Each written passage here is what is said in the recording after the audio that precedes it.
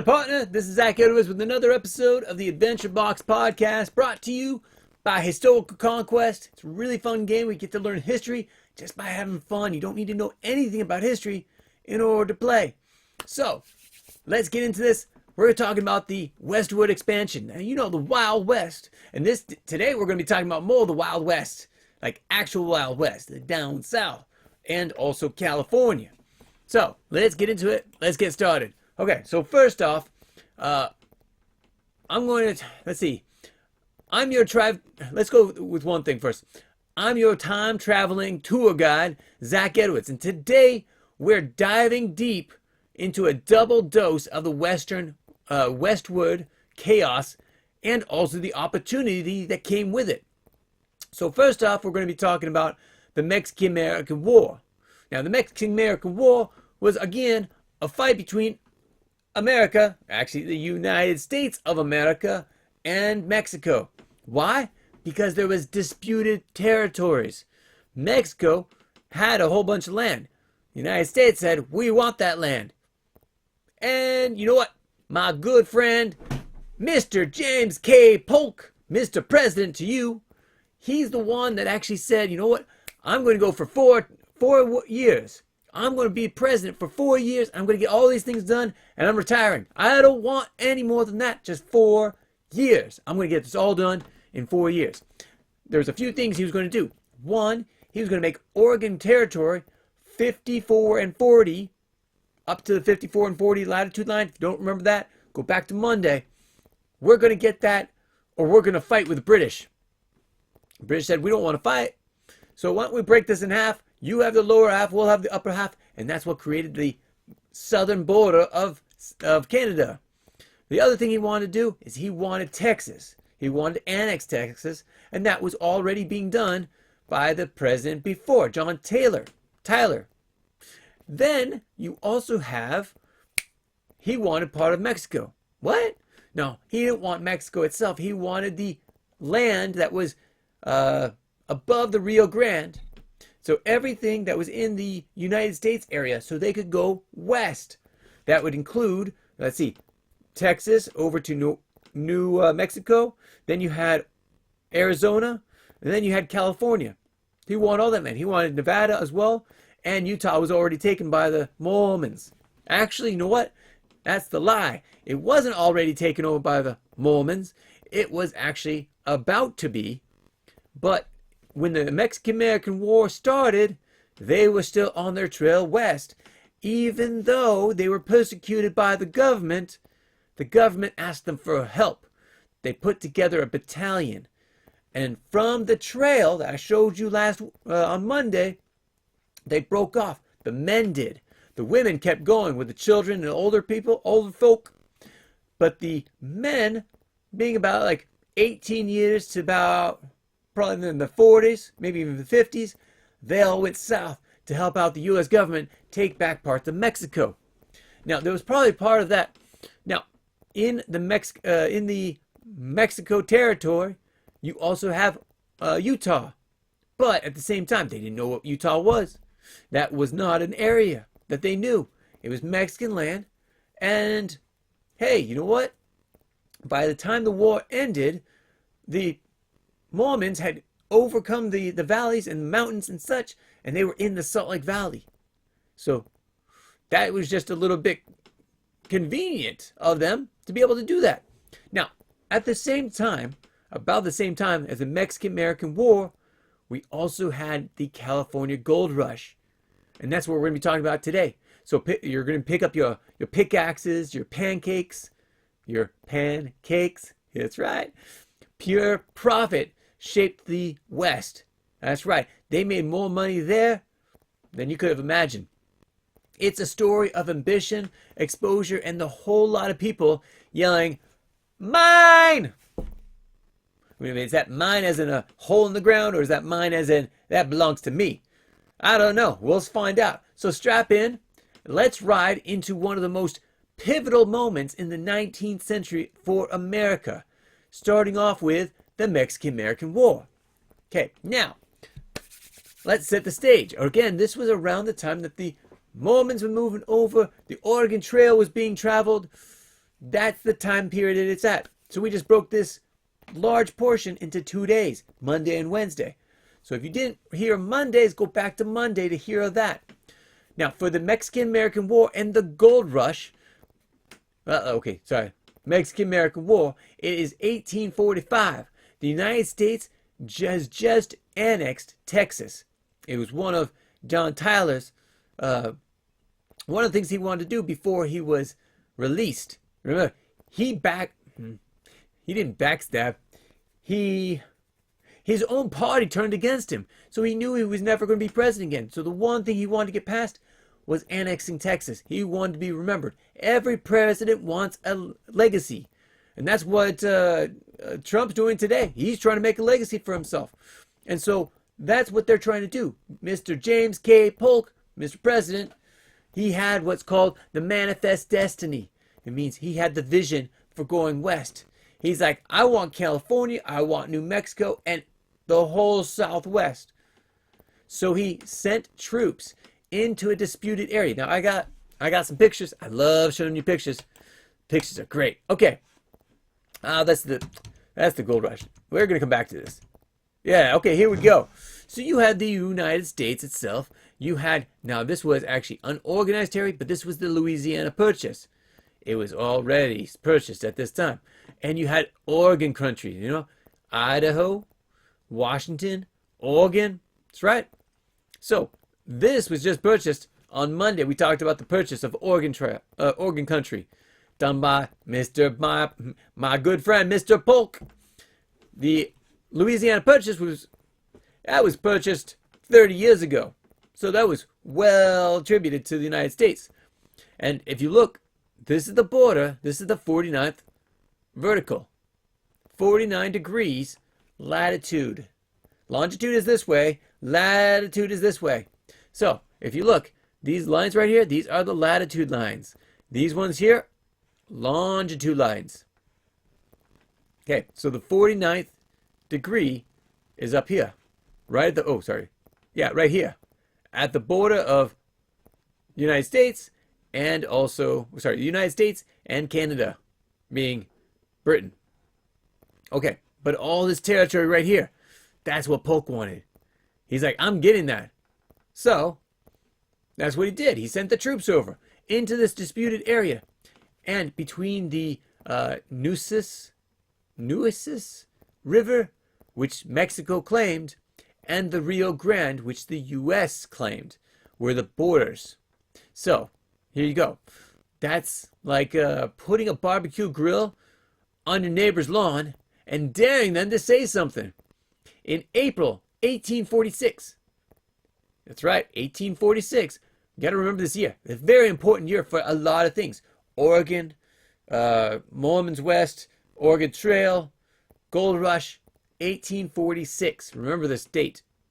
Mexico forced a clash with the U.S. troops. Polk runs to Congress and says, American blood has been shed on American soil. War was declared instantly. Not from him, but it was the Congress that decided. And just like that, it's on. It's all on. So, the big battles. Let's go over some of the biggest battles that went on during this fight. Oh, that's a lot of battles. So, there are all these different places in here. And actually, I'm not the best when it comes to location. I just know the general location where they are. So, let's see if we can find these spots here. Okay, so Fort Leavenworth, just so you know, is in Kansas on the border of Missouri. You have New Orleans. You know where that is? They sent ships over in 1846 to attack down south. You had San Antonio, Texas land. The Texanians, we talked about them last week. That's right, they went to war as well. And you have Albuquerque, Las Vegas, Santa Fe, Pueblo, all these different places. So, Palo Alto. Let's see, where is Palo Alto? Palo Alto. Now, I want to say it's over here, but I don't think it is. And I can't see it over here, so I must just be confused. Where's Palo Alto? Okay. Yeah, I'm not finding it. Okay, let's just go over some of the battles. Because, again, I'm not the best at geography. I wish I was. So U.S. General Zachary Taylor takes on Mexican troops near the Rio Grande. Now, this is the Rio Grande. See, Rio Grande. That's right, Rio Grande. The river goes out all the way to the ocean. So, General Zachary Taylor, who you'll actually learn about later on as president, is the first major clash in the U.S. In here, and the U.S. holds the field. They get victory at this time. This is May 1846, Palo Alto. Maybe it's because it's not the actual city, it's the name of it.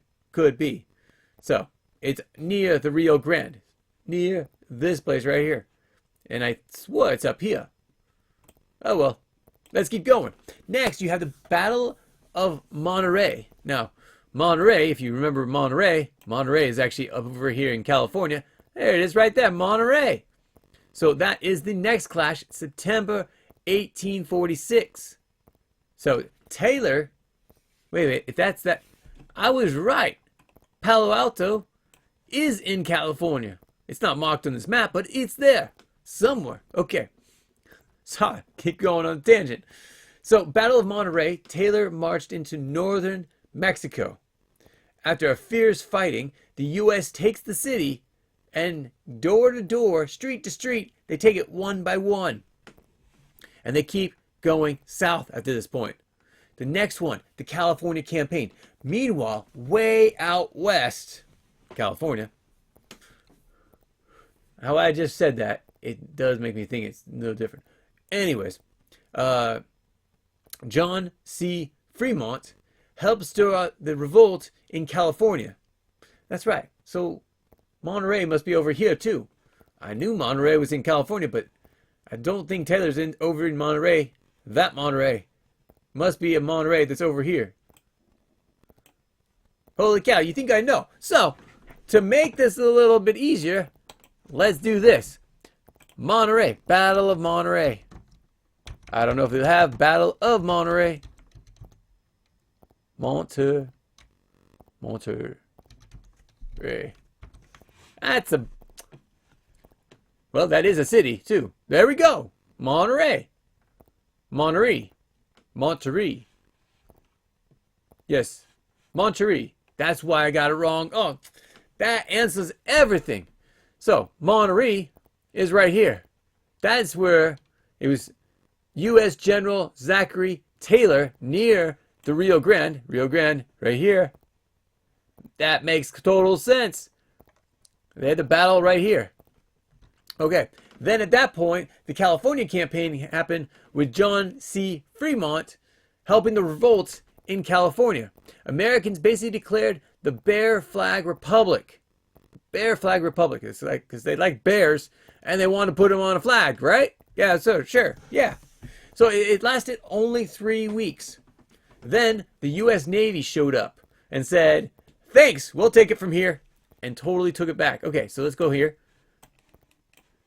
So over here, they're fighting. And now, the campaign was all over California. But this is when the U.S. Navy finally make it. Because again, they were traveling from down south. They came up and up and up. And the slopes came up and attacked. Oh, yeah, there you go. Bear Flag Revolution. Right there, Sonoma.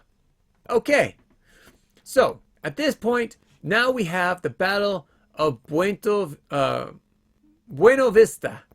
Like, Bueno Venido. Buenos tardes. Buena Vista. So, good vista. Good luck. Okay, so Buena Vista is around here. Yeah, it's right here somewhere. It's not on this map. Seriously, people, get your maps together. Oh, I'm getting a little bit of, no. Not changing my accent right at this point. Okay, so, Buena Vista. Taylor faces off against General Santa Anna. Now, you remember Santa Anna? He actually came into Texas area and tried to take it. And the Texians are the ones that kicked him out. And he's been wanting it back ever since. He claimed this was Mexico territory, even though the Texans took it. Yes, it's the same guy as the Alamo. Remember that? So, outnumbered, the U.S. used superior artillery and positioned positioning basically to win. Taylor became a national hero, and as I said, future president. Not bad for a guy nicknamed Old Rough and Ready. So, next was the siege of Veracruz. Veracruz is over here somewhere. I'm going to have you look up some of these places because I'm not finding them. Syracuse. You know, here we go. Let's make it a little bit easier. Where is Syracuse? If I can type it right. Okay. Let's see. Syracuse. Syracuse. How about Veracruz? That's why I couldn't find it. Veracruz. So here, this is where Veracruz is. Down to the very bottom over here. Yep, right there. So let's see. Veracruz. Oh, we just didn't go low enough. Okay, so down here is Veracruz. And coming up. So in the siege of Veracruz and the march to Mexico City. Mexico City, up here. And so we have, let's see. General Winfield Scott, a.k.a. Old Fuss and Feathers. He landed at Veracruz by sea, captured it, and then marched in to Mexico City. So here's Mexico City right here. He landed at Veracruz and came in and took over Mexico City. So the U.S. basically has most of Mexico at this point. They've taken over almost all the major cities. And so by September 1847, U.S. troops storm what's called Chapultepec Castle, the last major defense of the capital. That's right here in this area, Mexico City. So he lands here, takes it over, the city falls, war is over. And this is where the Treaty of Guadalupe Hidalgo starts. Okay, now, in 1848, the U.S. and Mexico signed the Treaty of Guadalupe Hidalgo. Here's what it comes down to. They said, Mexico, give up more than half of your territory, including what is now California. Now, remember, 1848. What happened in 1849? We're going to talk about that in just 1 second. Actually, it started in 1848, and we're going to talk about that. It's so important for you to know. But they also gave up California, Nevada, Utah, Arizona, New Mexico, Colorado, and Wyoming. That is a whole lot. But even though the United States had that land, as part of the treaty, they said, but we will give you the same amount we gave to Napoleon Bonaparte when we bought the Louisiana Purchase. We will give you $15 million. It's pretty cheap price for over 500,000 square miles. The Rio Grande became the new official border of the the U.S.-Mexico border. And just like that, the dream of manifest destiny was real. It was reality. The United States stretched from sea to shining sea. But this war comes at a cost. 13,000 Americans died. Most from disease, not from battle. Tens of thousands of Mexicans also died. It deepened tensions over slavery. What happens? All of a sudden, you got more southern states, more slave states because of the Missouri Compromise. Remember, where I'm from, we had a compromise. When we became a state, they allowed for Maine to become a state, and that's how they balanced it out. But now you have Texas, you have New Mexico, Arizona, and California could all be slave states. So this created a huge divide, but we will get into that next week. Right now, let's let the ink dry from this treaty, and let's go talk about something else. This is so important. Remember what we said. 1848 is when the war was finished. What also happened in 1848? Come on, I know you know it. January 1848, a guy by the name of James Marshall. No, still don't know? He was building a sawmill for John Sutton. He was a landowner out down there among the American River near Sacramento. And what does he find in the water? You guessed it, gold. And by June, it's the worst kept secret in the country. President Polk even announced it in December, confirming the State of the Union address like, "Yup, we struck gold. Go nuts." Yeah, you know what we probably did. It was something like that. Just like, we found gold. Go get it. And Americans listened. By 1849, you know, this is why they call it the 49ers. They were miners. The 49ers all moved north, or all moved west. And all of a sudden, every state, every territory that was, let's see, James K. Polk, my buddy, he could not have done it better. He said, move west. 90,000 people all moved west. Why? Because the more people you have established in that land, the less likely it is for Mexico to try to come back up and take over America. So this was newly established land. 90,000 people, now by the name of 49ers. They came from everywhere. You had the eastern United States, but you also had China, Latin America, Europe, even Australia they came. Like San Francisco. Let me see. Can I have a picture of San Francisco? Let's see. Is that? Nope. I don't think we're north enough. No, it is San Francisco. This is San Francisco. You know, I got a better picture. Let's go. Let's go to... I gotta zoom out. Okay. Here we go. Now we can get to this part. Whoops. Here we go. So they came from all over the place. Especially, it says Omaha.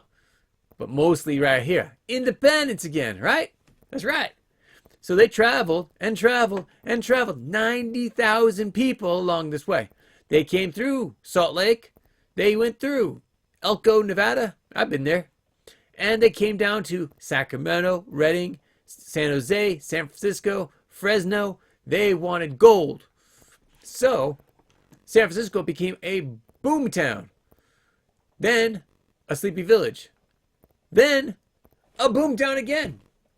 People were digging in rivers, blasting in mountains, building entire towns overnight.